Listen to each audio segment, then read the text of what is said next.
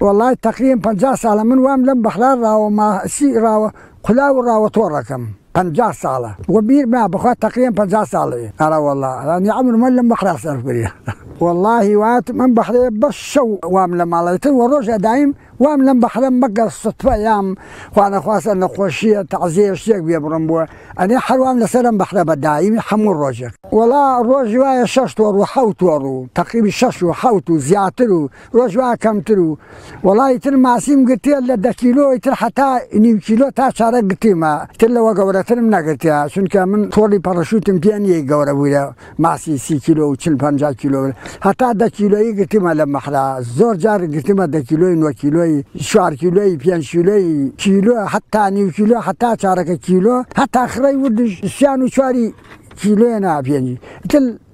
باش الحمد لله بخوا الرجانة رجي خرجكم داس بيشكر بخوا